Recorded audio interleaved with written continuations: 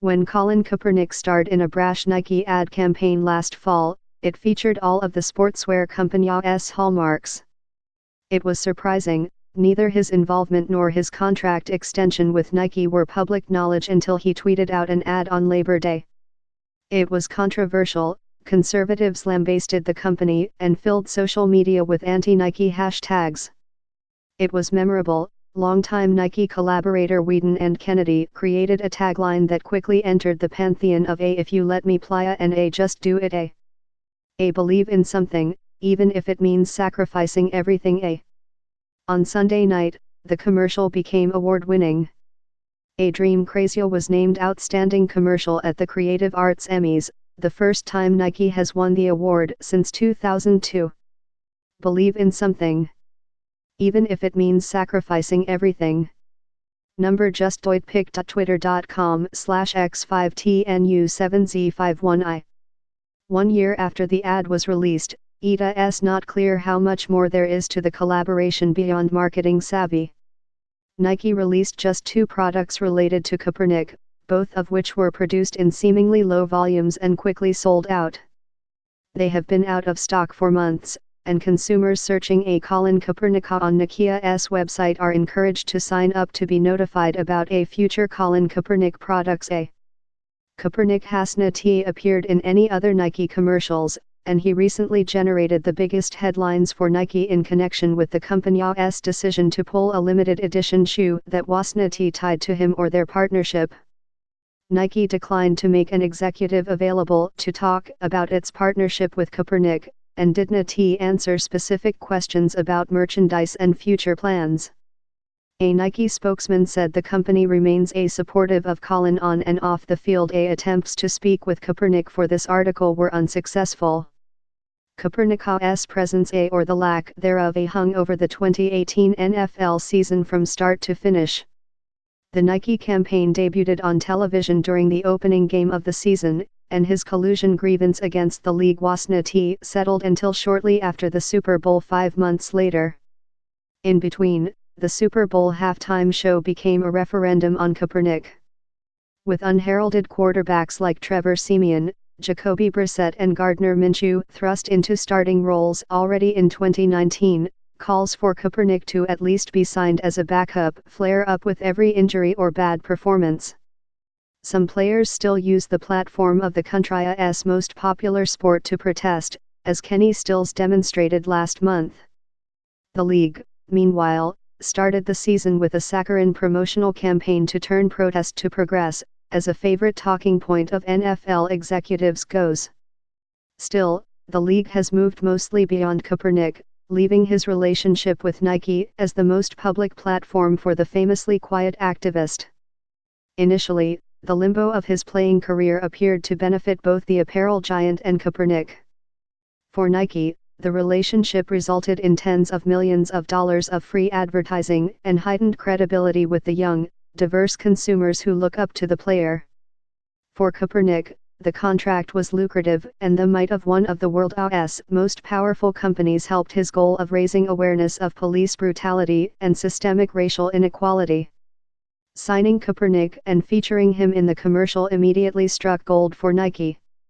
Of course, there were cries for boycotts of the company's apparel and videos of people burning their Nike shoes in protest, the sort of impassioned response Nike courts and capitalizes on to remain in the news far longer than a 60-second commercial. Nike's stock surged in the days after the campaign debuted, increasing the company's value by more than $6 billion 2 weeks later. At a shareholder meeting on September 20 of last year, Mark Parker, the chief executive of Nike, called Kaepernick one of the most inspirational athletes of our time. A few days later, he told Wall Street analysts on an earnings call that the casting of Kaepernick in its A Dream Crazy spot had resulted in a record engagement with the brand. According to measurement firm iSpot.tv, Nike spent $5.2 million to air A Dream Crazy on television, representing 5.5% of the company's TV spend in the past 2 years, and the ad was one of the company's best performing over that time frame. All of the best advertising is reflective of the zeitgeist of the times, and the zeitgeist of today is a divided America, said David Hollander, an assistant dean at New York University's Tisch Institute for Global Sport. It's no secret to anyone that we are in an extremely tense time, and it's the job of marketers to translate that into the movement of their product or service. When the agreement between Nike and Kaepernick was signed, individuals close to him said Nike would produce a line of t-shirts, shoes, and other apparel tied to the former quarterback. The reality has fallen short, at least in the first year of the partnership.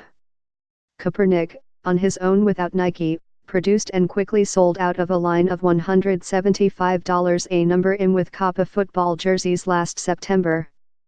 20% of the proceeds were pledged to Know Your Rights, an organization created by Kaepernick to empower youth and raise awareness of how to interact with law enforcement.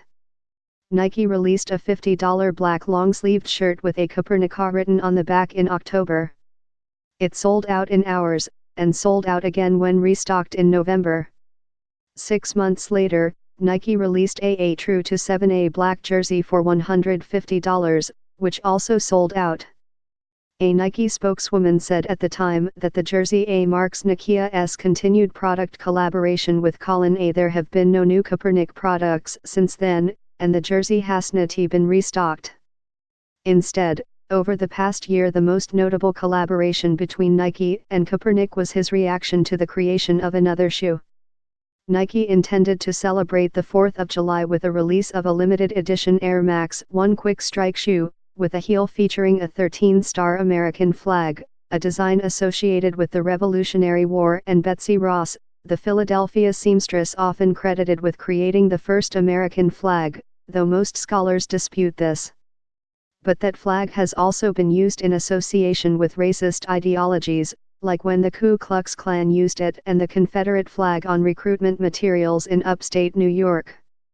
In part because Kaepernick privately criticized the design to the company, Nike ultimately canceled the release of the shoe. The cancellation set off another wave of protests, this time with economic consequences for Nike, albeit minor ones for a company that generated more than $39 billion in revenue last year. After the sneaker flap, an economic development agency in Arizona, at the behest of Republican Governor Doug Ducey, withdrew the offer of a grant of up to $1 million for Nike to build a factory in the state. The company still plans to build the plant. And in a pithy demonstration of Nike's enduring primacy, Mr. Ducey was spotted wearing Nike shoes on July 4, just days after saying Arizonans did not need to suck up to companies that consciously denigrate our national history. Tiffany HSU contributed reporting.